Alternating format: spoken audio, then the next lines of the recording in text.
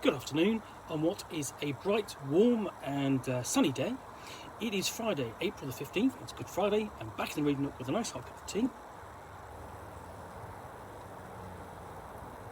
And a cat who is not ours. And what I've got is this parcel, so let's find out what in... Sorry, not that one. This one. Okay, let's find out what's in here. And it is... let's try and go this one. This, which is the Goodman Games Gen Con 2017 Programme Guide. Now, these are always on become available at each new Gen Con. Goodman Games does an annual, a bit like what we call equivalent of a Christmas annual here in the UK, but it's a Gen Con annual. And what it does is it looks back at the past year of Goodman Games publishing, and also at the previous Gen Con as well, and the events over the course of the year, and in and around the community of players and writers and judges, i.e. the game masters, for Goodman Games content. So here we go. No indication of what's in here, but it's always going to be sort of like a mixed bag of things. It's a hodgepodge of things, and that's always great because you've always going to find something good in here. So we open up. As ever, we have the foreword by Joseph Goodman himself, and got an entry from the dungeon alphabet, or the adventuring alphabet, which is Q for quests. Also, U is for underwater, and in each case you've got all these tables here, which are, what's it, and you've got a quick description up here. And in each case, you have not just tables of options and ideas, backed up by this fantastic artwork. It's one of the great things about these program guides is they actually showcase the artwork, and they do a lot of that over the course of the different issues. But so, for example, Q is for quests. You've got 14 random dungeon quest givers, and you need a D14 for that, 14-sided dice, and then 14 random quests to fulfill. And then for U is for underwater, a dozen underwater dangers, and a dozen underwater danger contingent. It was basically just one table, sorry. And what's great about that, basically just okay, your judge, your game master can roll the dice or just pick and choose. It's inspiration. Excellent.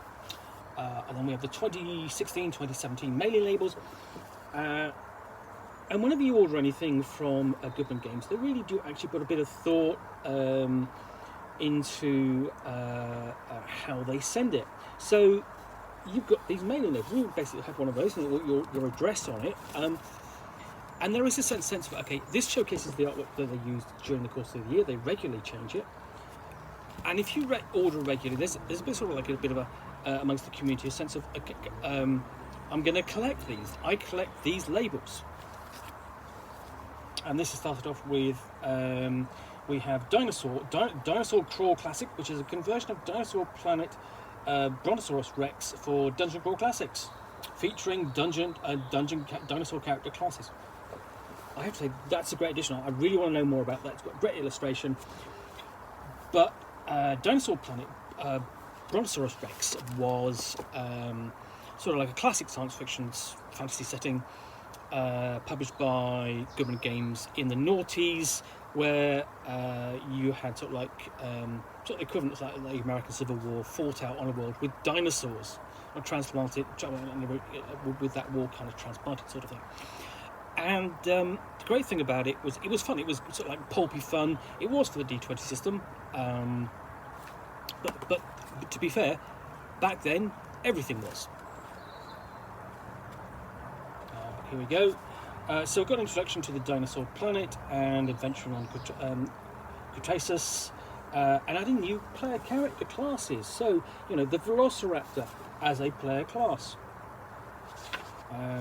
With an occupation, warrior, tactician. So you can further individualise your raptor, shaman. And if you've got access to the Brontosaurus Rex setting, you can just use the content material with these new rules to run it using Dungeon Crawl Classics. That's fantastic. And the other thing about this is that you could take these rules and drop them straight into Mutant Core Classics, so you can have dinosaur tribes. They're that compatible, if you want. And we have Velociraptor deeds, new patrons. So you really are sort of like creating new sort of like a class. The deeds is a warrior in Dungeon Core Classics can do mighty deeds of arms, like lop off someone's limb or something. In this, you can do you use the anchor claw to skewer someone, or the tumble claw. So you've got new patrons and spells, everything you need to get involved. You've got the way of the Triceratops, the way of the Pterodon. Fantastic content. Now, I haven't actually reviewed this one yet, but I will. I've only got up to 2016, but I'm already looking forward to this conversion. And then you've got actual guidelines for converting Brontosaurus Rex tech levels.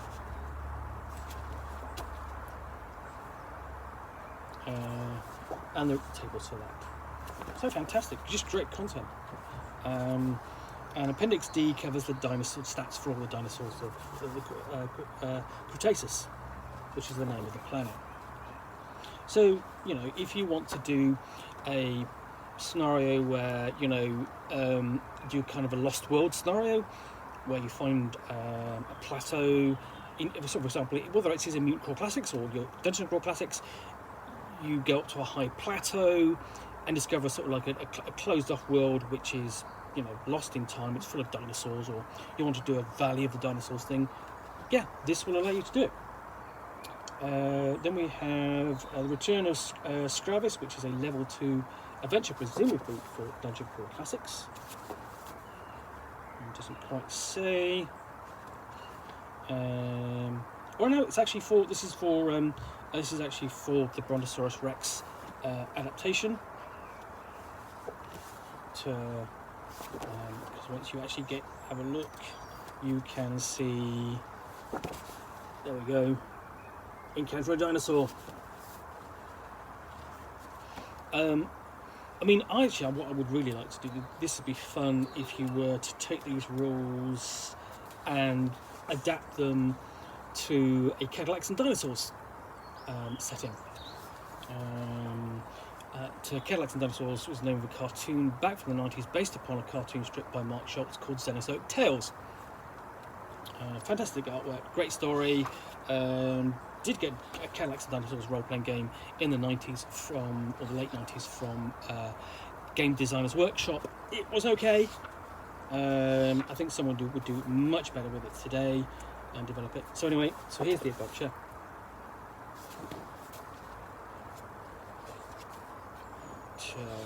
And you can see what I mean by sort of like the military look of it,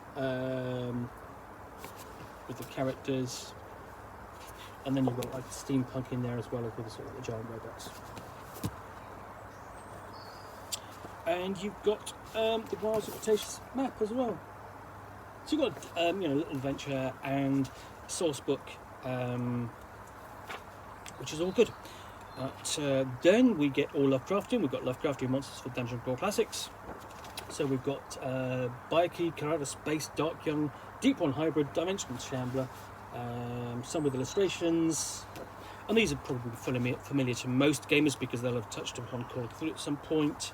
Elder Thing, Fire Vampire, Flying Polyp, Formidable Spawn. So lots and lots to like in here. That's a really good lengthy article.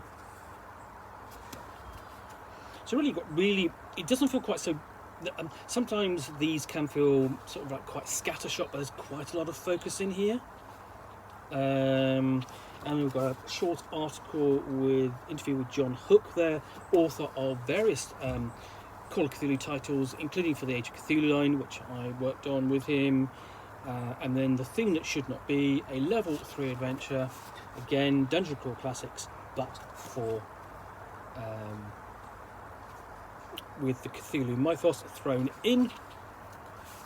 So not only we've got here's some dinosaurs, here's all about dinosaurs from a previous setting, and we're going to give you an adventure as well. here's a Cthulhu Mythos in our big fantasy game, and we'll give you an adventure for that as well. So it's quite gruesome and eerie and weird there, as you can see. So it's slightly bit of a different tone to what you normally would kind of get in Dungeon Crawl Classics, which is a bit gonzo, I think it tends to be. But here we've got the Cavern of the Screaming Ash, it's a full map, and the handouts,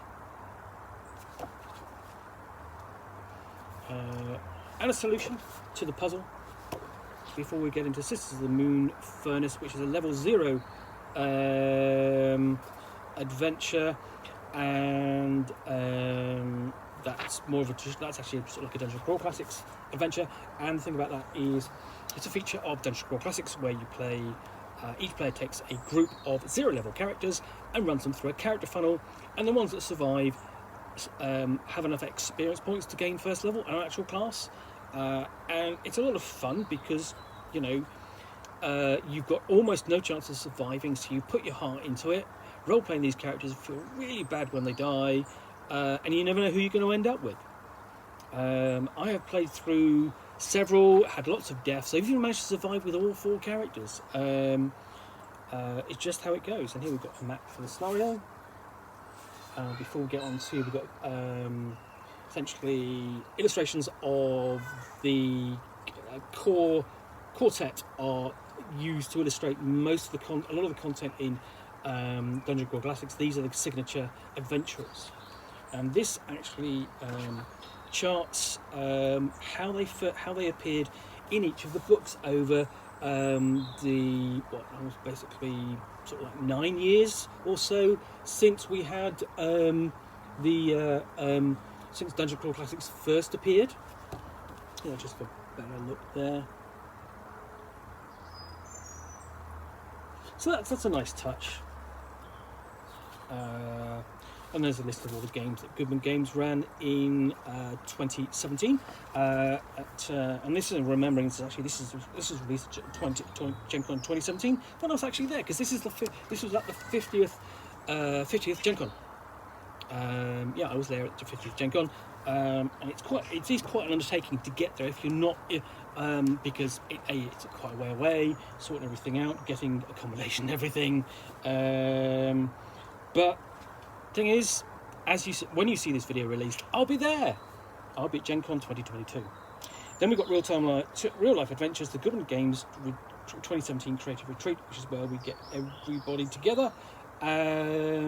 This is in San Francisco, and they go basically have a bit of a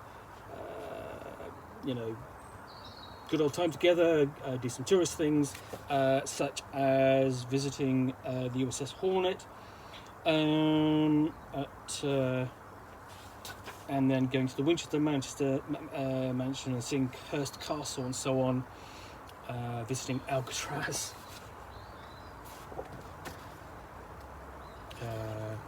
And so on and the like. This is sort of like, this is the sort of thing that happens when you're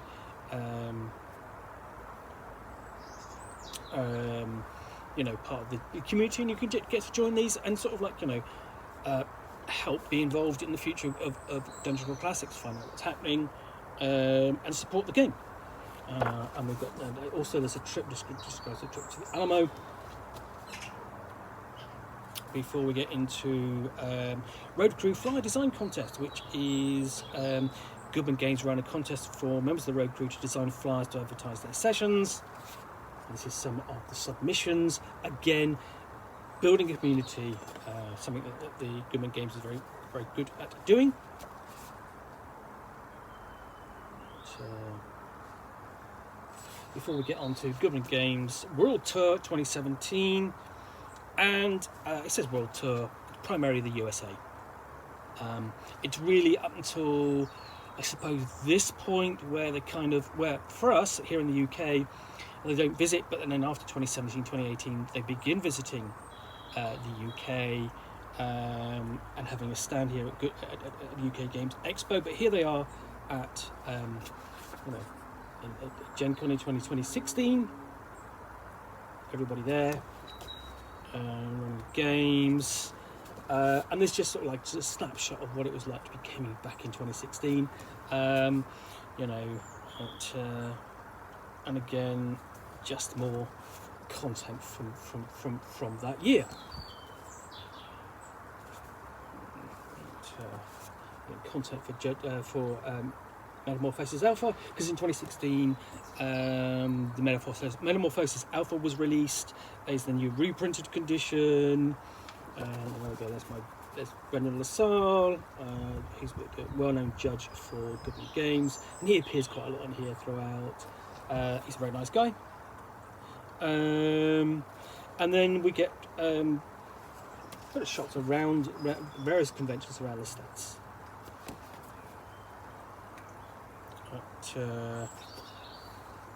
And there we've got a picture of Janelle J.K. with her probably her most famous scenario, Dark Tower, which is coming back out again in a new edition, which I'm really looking forward to seeing this year. And then Gary Conn, and then just various shots of the community and the judges involved in running the game. So I would say this is a much slimmer, obviously a much slimmer edition than 2016, but much more focused in a way. Really, it comes down to, it's got the three big things, which is the adaptation of Brontosaurus Rex, the Cthulhu mythos in Dungeon Crawl Classics, and the scenarios to go with it, and so on. And of course, you know, just the look back at the previous year. But yeah, if you're interested in Cthulhu mythos, if you're interested in Dungeon Crawl Classics, definitely worth picking up. Just extra content and just a lot of, you know, a nice selection, an array of things to look at and talk about and play. So yeah, that's the Goodman Games Gen Con 2017 program guide. If you, it has become available in trade, so you may be able to get it from your local friendly gaming store if they can order it, or it's available direct from Goodman Games, whether online or in person at a convention. So anyway, thank you for watching another unboxing look. If you've enjoyed this, then please do click on the like button down below. And of course, you've got any comments or feedback, appreciate you taking the time to post those. And lastly, if you want to be alerted to yet more unboxings in the Nook, where you will see me out here with a nice hot cup of tea, and a box, which I will, you know, basically unbag a book, or unbox or unbag a book or game, and talk about, to the best extent of my knowledge, for roughly 10 minutes or so. Or of course, accompanied with a nice hot cup of tea. Then please do hit that subscribe button. In the meantime, thank you again for watching another unboxing look. I'll be back again soon with another one. Bye for now.